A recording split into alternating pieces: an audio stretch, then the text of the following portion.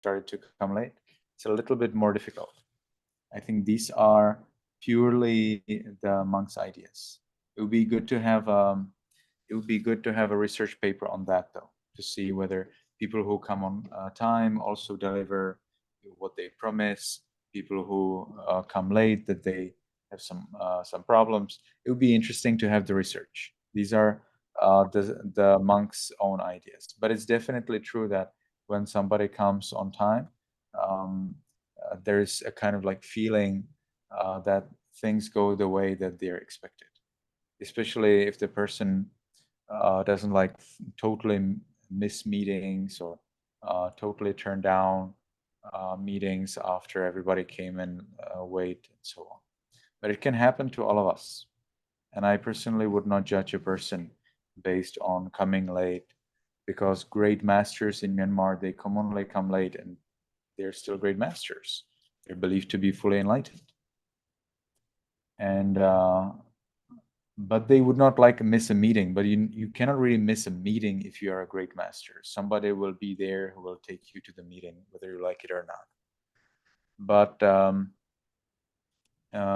of course, if somebody can come on time, that is definitely always better, because then other people can better rely on the start of the meeting and be sure that they're not losing any time.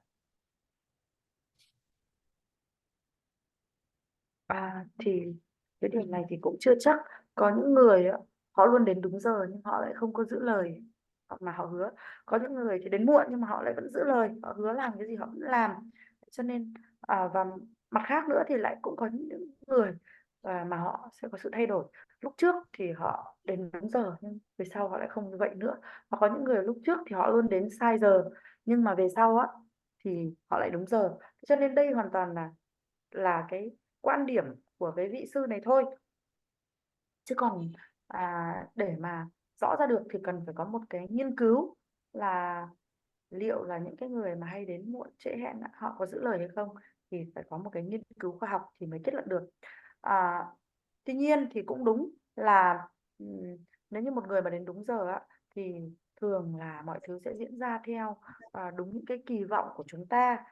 Nhưng bản thân tôi thì tôi không bao giờ đánh giá một người khi mà người ấy bị bỏ lỡ một buổi hẹn hoặc là người ấy đến muộn, bởi vì bản thân các vị đại sư người Miến á, thì họ cũng đi đến buổi họp muộn, thế nhưng mà không có ai đánh giá họ cả, thậm chí người ta vẫn tin rằng họ đã chứng ngộ hoàn toàn rồi. Tuy nhiên một cái vị đại sư á thì họ sẽ không bị bỏ lỡ một buổi hẹn đâu, bởi vì là luôn luôn sẽ có người đó đón họ đến cái buổi hẹn đó, cho họ không thể nào mà họ bỏ lỡ được.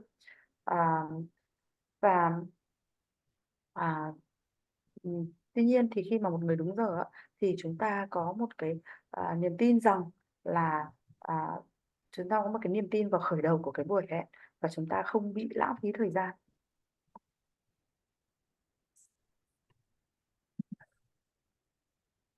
So let's continue, please, with Tanya. Mời chị Thanh Nhã. Dạ, con nằm ở trang 193. Đây 198 á. Hãy dạy con định giờ thức giấc á. Dạ, đúng rồi.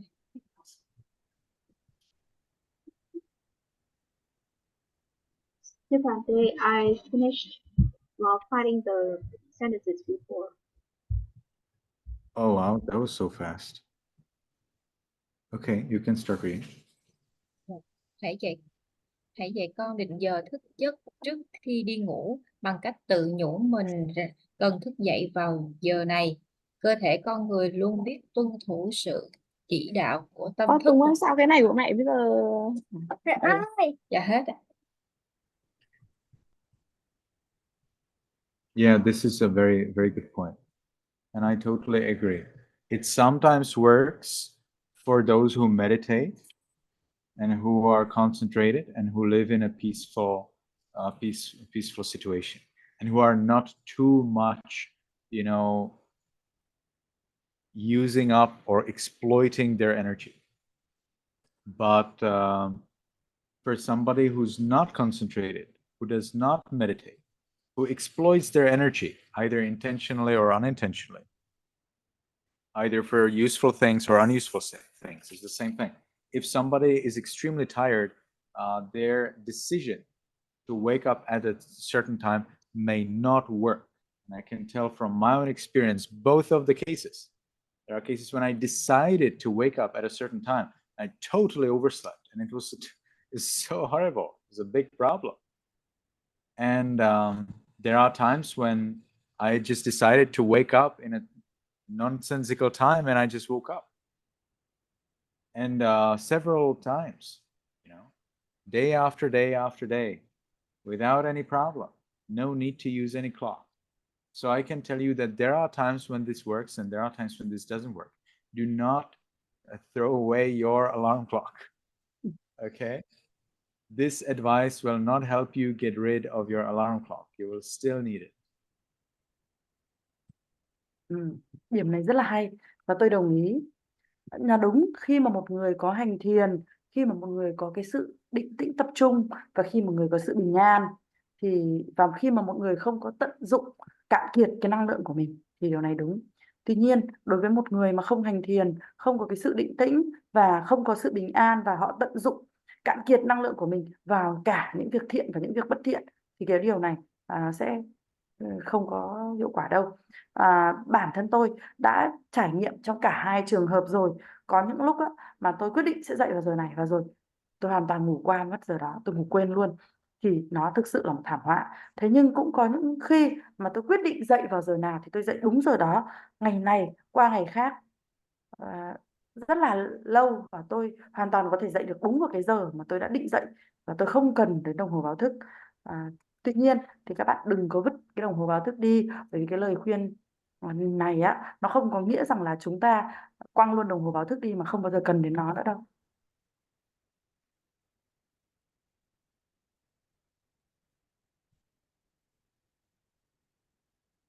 Okay. So I would like to ask Yin Quốc Trung. I see Mr. Trung Quốc. I forgot. How should I read your name, Mr. Trung? Dương Quốc Trung. My name is Trung. Okay, Mr. Trung. So can you please read your text? Hãy em tìm giúp anh cái trang 189. First, just find it and then wait for me to confirm reading.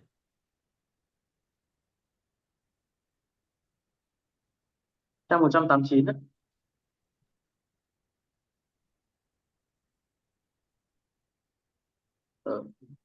Ở đoạn thứ hai ở trang 189 đấy. Rồi đôi khi trẻ muốn rồi đến chỗ trẻ trở nên hư hỏng ạ. Rồi đúng rồi.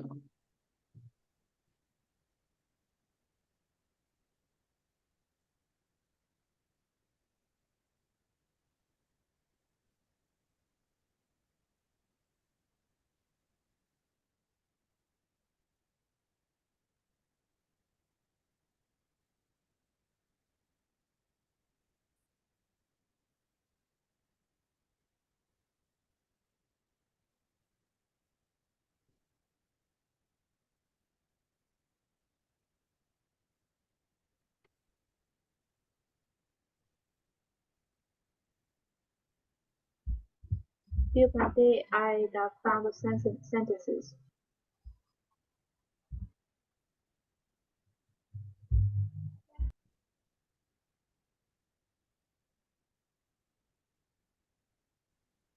Okay, please start reading.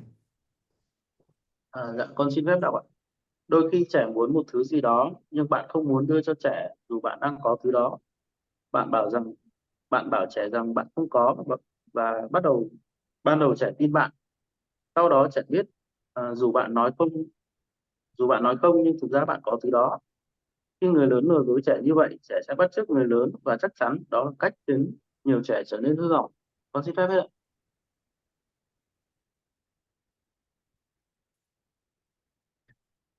Yes, that's very probable. Thank you very much. Now, regarding my text.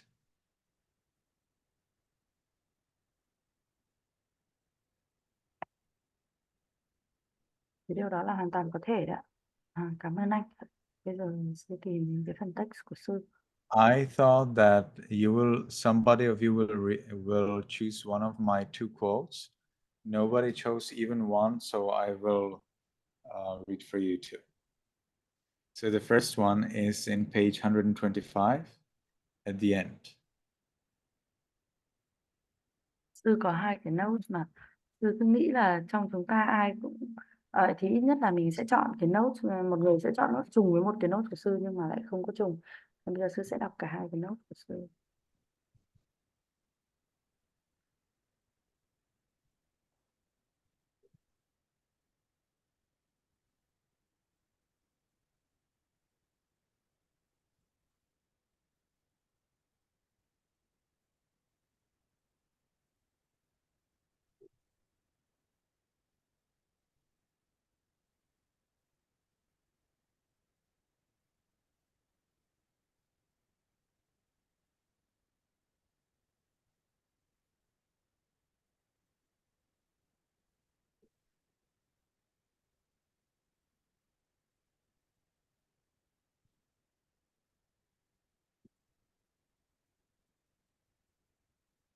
Ngài có nói con nốt của Ngài chưa chị? Ngài chỉ nói trang 125, cuối trang 125. Bante, where is your note? My note starts by the words the Buddha once said. No, it's there. You could read it. No, it's at the end. It was visible there. Yes, I can see it. I can see it. It's yes, right there. The Buddha once said, and please wait. It's a little complicated. It finishes by the word crookedly. Yes, right there. Yes. Can you make it green? Can you make it green or some other color? Whatever color you want. Any color is fine. And then you continue by when a leader, right below. When a leader, and all the way until well. Yep.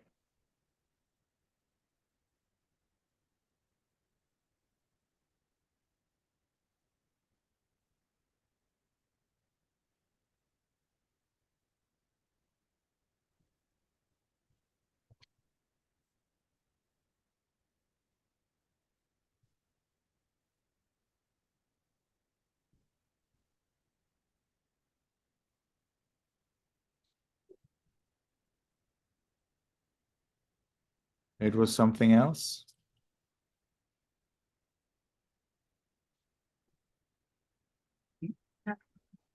And this one it is, right? I think you did not mark it on the other page.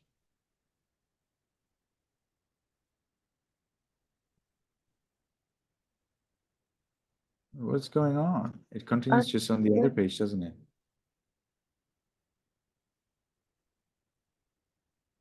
Dear Bante, I'm finding the sentences in Vietnamese version.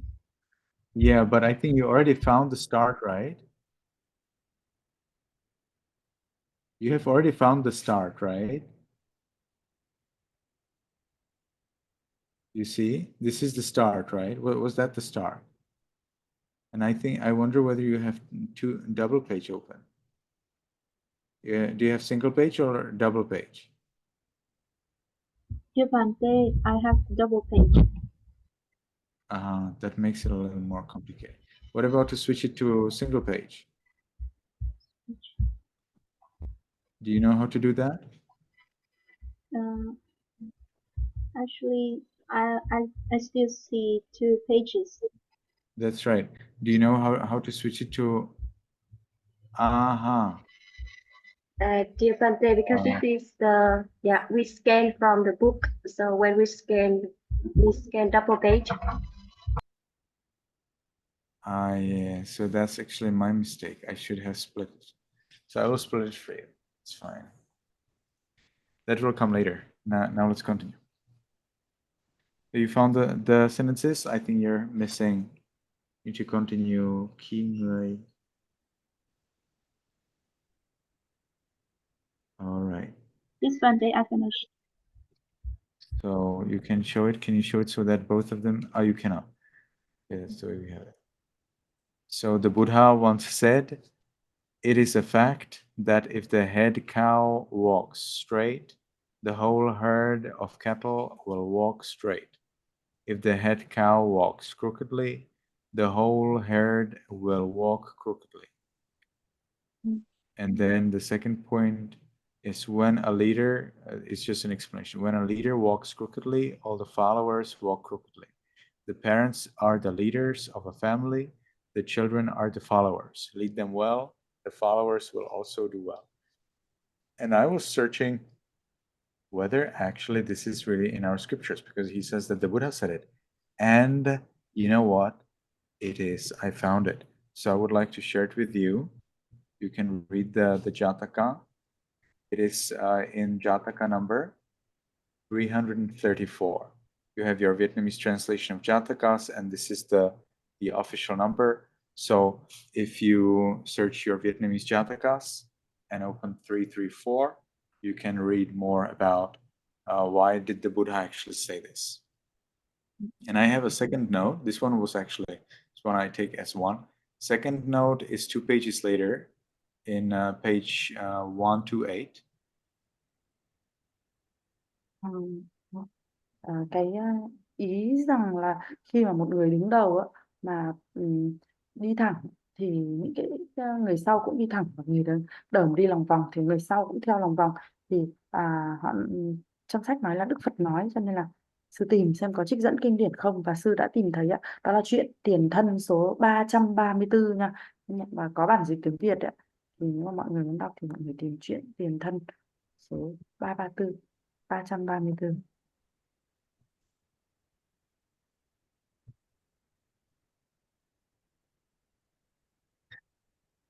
Okay. So have you found it? It's in page 128, and it starts by, at the beginning of the paragraph in the middle, Buddhism contains some teaching and so on. It's right at the beginning of the chapter, train children to be punctual. Yes, right there. I appreciate, yes, and it's longer. Buddhism contains all the way until are we doing at the moment? Tôi đang nói về cái đoạn trích There's, thứ hai. you always, it's with this, yes, with the question mark. No. That's right.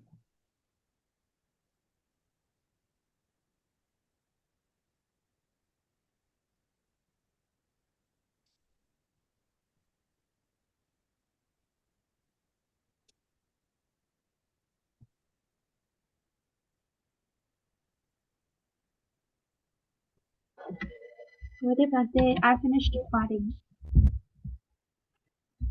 Okay, but I don't see it highlighted in Vietnamese.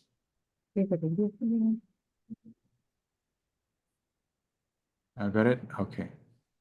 Buddhism contains some teaching in various places for the people to appreciate the value of time.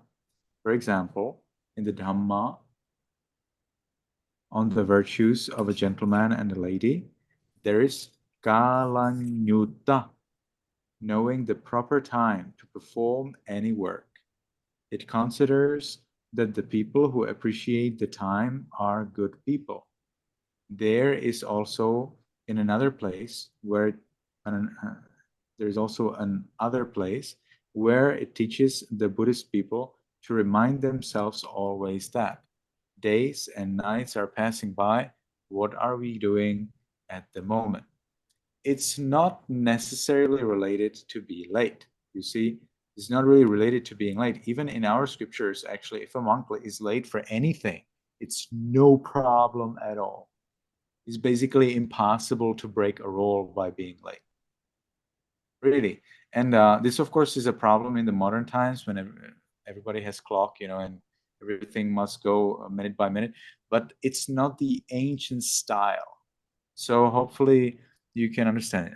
I'm, of course, protecting here myself, but not only myself. There are many other monks and many other masters and teachers and good people who come late. And I would like to explain to you that this is not necessarily a mark of an evil person or of a foolish person. It is definitely a mark of a person who is not ready to adjust to the modern style. that I can agree one way or another, but it still is not a mark of being evil or wrong or foolish or something like that. And in the Buddha's time, actually, we can see oftentimes, that monks are late even for very, very important occasions. And it's no offense. But if they did not come at all, it would be an offense. The fact that they came and they were late actually makes it totally fine.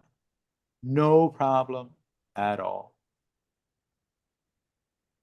And generally, the idea of being late is actually there in the scriptures. We have a case of being late, but it's more of a joke. It's more of a joke. That's one case that I can think of being late. There's no other case I can remember now. There's one case when the Buddha suggests that somebody was late, and it more looks like a joke rather than as like some problem. So what actually happened? It happened that a king of ogres, if you have seen Shrek, you have seen a movie about ogres. So a king of ogres, a king of these powerful, fluffy, big beings who love to eat animals and humans and so on. So a king of ogres was traveling with his whatever 84,000 subjects, other ogres. And as he was traveling by his psychic powers, he overheard a lady, a human lady, reciting the Buddha's teachings from Sutta Nipata. That's exactly the book we are reading here. And that lady was reciting the 2 chapters called Parayana Vagga and Attaka Vagga. Those are the chapters that we are reading not now, in the previous class. I'm still in the mind, but in the previous class. So those are exactly those chapters that we are now reading in Sutta Nipata. Exactly that.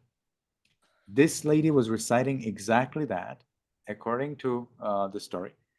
And the ogre, the king of ogres, has overheard it, and he liked it. He came up to the home of that lady, but the ogre was on his way to see the Buddha.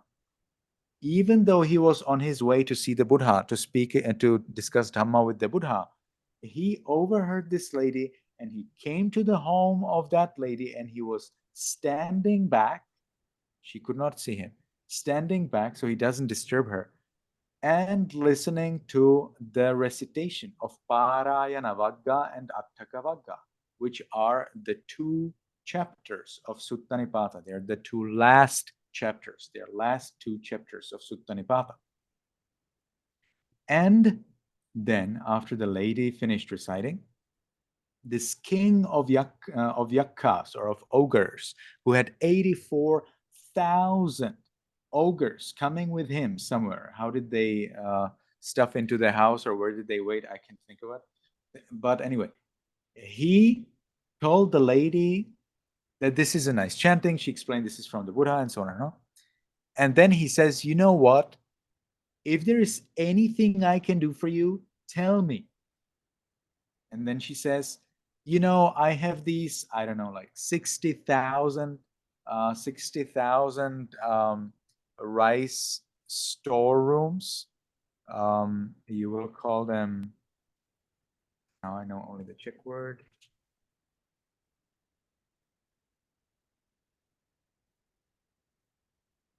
Granary. Jenlin, do you know what's a granary? Yes, the place where they store the rice in Where huge. they store the rice, that's right. And she has, I don't know how many, several thousands, maybe 60,000. The text says how many. And she says, they're not filled yet. It would be amazing if you could help our workers to fill these 60,000 granaries. You can hopefully understand that she was insanely rich. And this king of ogres said, very well. And within a very short while, all of those 60,000 granaries were overflowing by rice. They were overflowing by rice. It's even mentioned in the story that in those times, if somebody wanted to say that you have a lot of rice, they will say you have almost as much rice as this lady had after the king of ogres filled it. It became a metaphor. And then after this king of ogres with his subjects filled these whatever 60,000 granaries, then he continued on his way to see the Buddha. And the Buddha tells the king of the ogres, "You are late. What did you do?" Okay. And then he explained that he was filling 60,000 granaries. So that's the only case where I am aware of somebody telling to someone else that they're late. Nowhere else.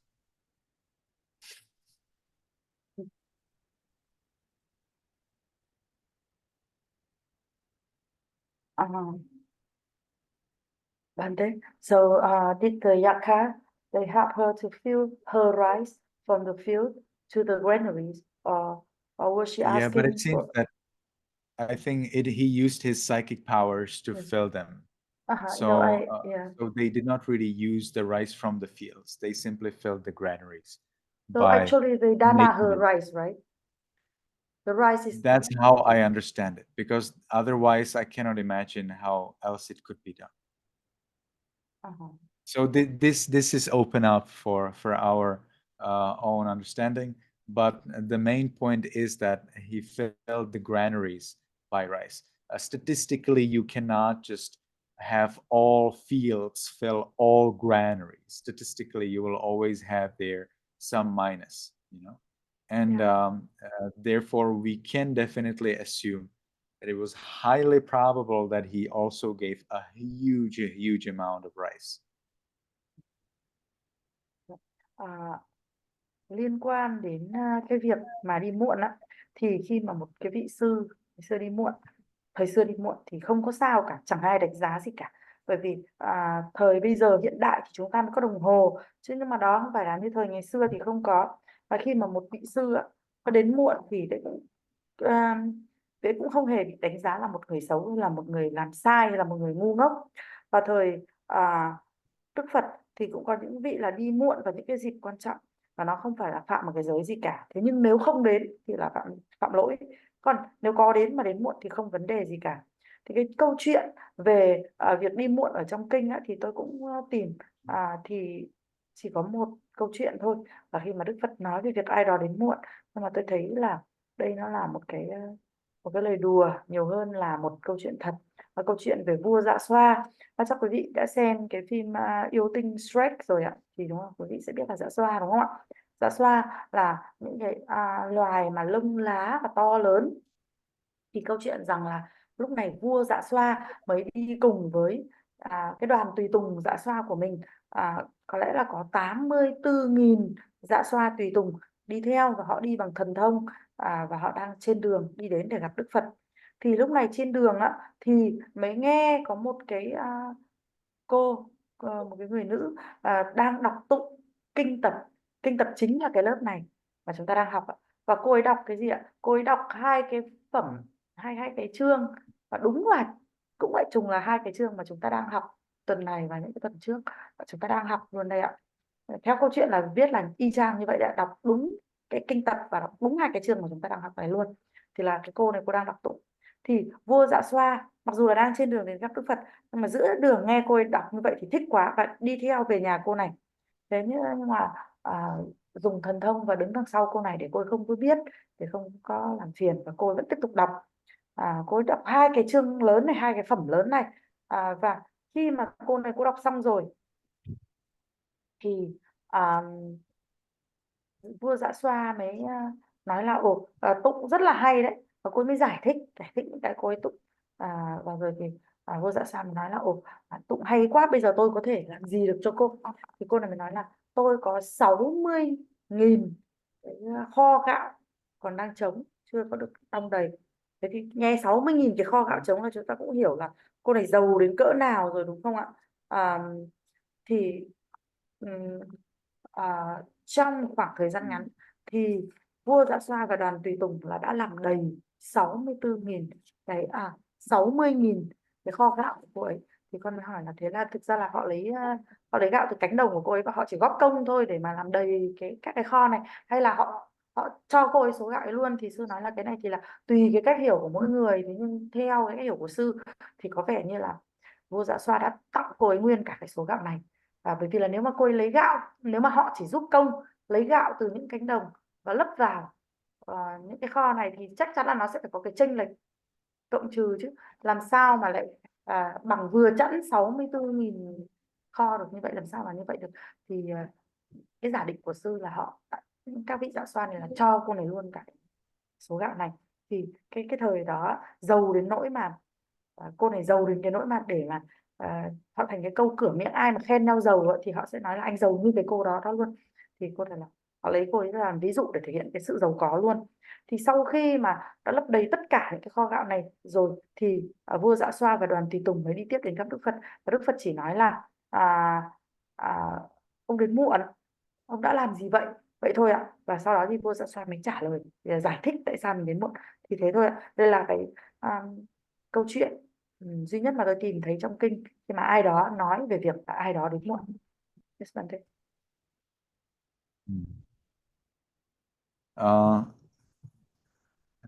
Mỹ Tiến, what can I refer? You have Chị also Mỹ Tiên, something. I think you did not read your part, right? chị Tiên cũng chưa đọc đúng không? Chị cần sư giúp gì à? Chị đang cần sư giúp gì à? Chị nói. Không à. Dạ con tại vì con tưởng là con đọc note của con nên con giơ tay lên. No, she thought that you asked her to read note, rồi her hand was still raised. Excuse me? No, she doesn't have anything to ask. She thought that you would call her to read her notes. That's why she kept her hand Sure. raised. Yes. Yeah, she will probably have always some time because the hand color and the background color are a little bit blending, for me, because I have on my screen, I have everything so tiny little. So it's very easy for colors to blend in my eyes because I just see very tiny little pictures of everybody. And that's why I often skip her. But hopefully I at least call her at the last, so now's the time. Chị nói chung là chị sẽ thường xuyên bị bỏ xuống cuối tại sư không có nhìn thấy chị giơ tay do cái màn hình của sư chi chít nhiều quá ấy. Thì cái giơ tay của chị nó sẽ bị hòa vào cái hình nền á, nên chắc chị Toàn phải phát biểu cuối. Bây giờ mời chị Toàn Việt. Dạ, thank you Bante. Dạ nhờ Hà với ban tổ chức tìm giúp chị ở cái chỗ trang 190 ở trong PDF này là trang 96.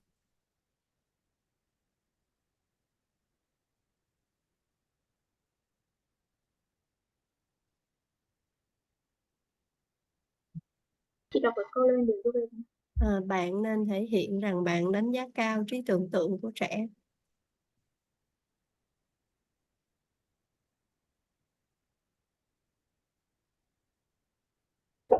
Chị chọn một câu vừa muộn. Đúng rồi, bạn nên thể hiện rằng bạn đánh giá cao trí tưởng tượng của trẻ và giải thích rõ cho trẻ sự khác biệt giữa thế giới giả vờ và thế giới thật.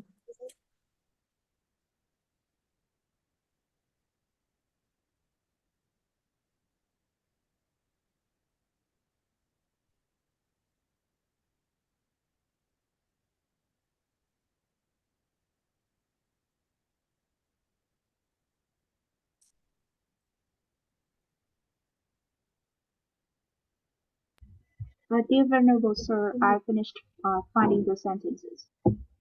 Okay, thank you. So please start reading. Yeah.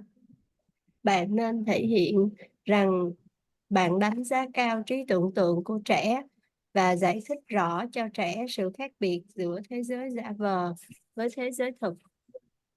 Thank you, Venerable Sir. Cảm ơn bạn. Very nice. Thank you very much. Anybody has a question, anything you'd like to say? Mọi người có ai có câu hỏi thì chỉ cần nói thôi. Dạ, chị ơi, có cái câu hỏi của chị Thanh Nhã, Em có post lại trong chat box á chị. There's a Thêm. question. There's a question in the chat box. Mhm. So the question was like she had a child always interrupt people, interrupt adults' conversation, and to ask her questions. So if her question is not explained right on spot, then she will cry out loud. Oh yeah, that's a question we already had before, right? Yes. And what did I said before? What did I say before? You say that we will answer today. I will answer. Okay, today. We can.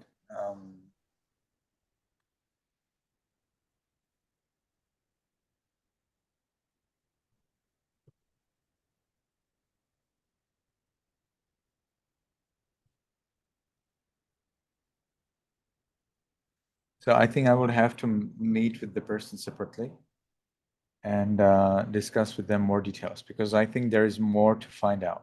How many times did it happen? How many times did it happen? Who were the people who were present? Okay, so let's say she will say it happens once a year. Probably it doesn't matter. Okay, now if she says, oh, it happens every day, then that matters. So let's say that she says that it happens every day. Well, then we will have to find out what are those things that she wants to say. Maybe she wants to say that she wants to go to toilet. And she will say, well, I wanted to say that I want to go to toilet. And if I pee right then and there, then they will not like it. And so I needed to tell that I want to go to toilet, but nobody wanted to listen to me. Then probably there will have to be developed a system so that the young girl can tell that she wants to go to toilet without disturbing the others. For example, the mom will say, you know what, if you want to go to toilet, drag my index finger a little. Okay, pull my index finger a little. Okay, and then I will know you want to go to toilet, and that's fine. So she doesn't have to say it, doesn't disturb anyone, but the mom knows it. She will help. Okay, so something like that could be made a system. What if the young girl just wants to say some her opinion? Well, then the mother could teach her signal for telling an opinion. Okay, so the signal would be, if everybody is silent for 5 seconds, then you can talk. If you count until 5 and you cannot count until 5 and still somebody's talking, don't talk, stay silent. Because when you talk, the others also will try to stay silent so that it is fair. Okay, and so the mother can explain that communication needs to be fair. The other person has freedom to talk as much as they want, and when they finish, the other person can start talking as much as they want. You cannot interrupt the other one, because if you interrupt the other one, then there is a danger that the other one will interrupt you. You don't want to be interrupted, so that's why you should not interrupt the other one. So creating a kind of fairness, creating a kind of system that will fulfill everybody's needs and feelings, I think would help a lot. But again, I would have to listen to the needs and feelings, of the mom and of the daughter, and then gradually help them find their solution. Cái này thì I sư have phải something else now. So I will go. Thank you everyone for coming. May you be happy, may you be healthy, and may you be successful in everything you do. Sadhu. Thank you very much, Bante. Cái này thì sư phải gặp riêng để trao đổi á. Nó sẽ còn tùy vào việc là đứa trẻ nó ngắt lời người lớn bao nhiêu lần, và cái tình huống nó ngắt lời thì có ai ở đó. Bởi vì ví dụ như đứa trẻ mà nó chỉ ngắt lời có một năm một lần thôi thì thực ra không có làm sao hết. Còn nếu đứa trẻ mà nó ngắt lời hàng ngày thì sẽ là có vấn đề. Chứ mà rồi cái mục đích nó ngắt lời làm gì, có khi là nó muốn đi toilet thì sao? Thì mình sẽ phải tạo ra một cái hệ thống để mà mỗi lần nó muốn đi toilet, người lớn đang nói chuyện thì nó làm nào, nó ra hiệu như thế nào. Ví dụ nói là khi mà con muốn đi toilet thì con kéo cái ngón tay trỏ của mẹ đó. Ví dụ như vậy thì người lớn không bị ngắt lời, người mẹ vẫn tiếp tục nói chuyện, nhưng khi mà bạn nhỏ ấy có nhu cầu đi vệ sinh thì người mẹ sẽ hiểu được. Thế còn đôi khi thì đứa trẻ nó muốn nói lên quan điểm của mình thì sao, thì mình lại dạy đứa trẻ cái cách để mà ra dấu cái việc đó.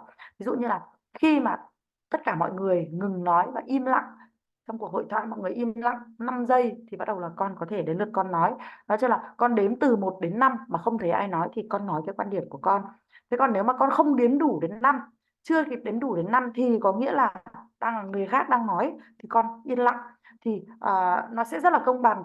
Khi mà con nói thì người khác lắng nghe, và khi người khác nói thì con cũng phải nghe. Đó thì mình sẽ tạo ra một cái hệ thống mà nó công bằng như vậy. Thế nhưng mà tuy nhiên thì sư vẫn sẽ phải gặp riêng hai mẹ con bạn để hiểu được thực sự là cái cảm xúc và cái nhu cầu của cả hai mẹ con như thế nào thì sư mới đưa ra được cái giải pháp. Và sư phải rời đi rồi, nhưng chúc quý vị mạnh khỏe, hạnh phúc, thành công trong mọi việc quý vị làm. Xà được. Dạ, thầy kính tri ân Ngài Thiền sư Ngài Sarana, kính tri ân chị Linh đã giúp cho quý phụ huynh chuyển ngữ tiếng Việt ạ. Dạ, kính chào quý vị phụ huynh ạ. Và hẹn quý vị phụ huynh vào 8 giờ tối Chủ nhật tuần sau ạ. Dạ. Vâng, xin được kết thúc Zoom ở đây.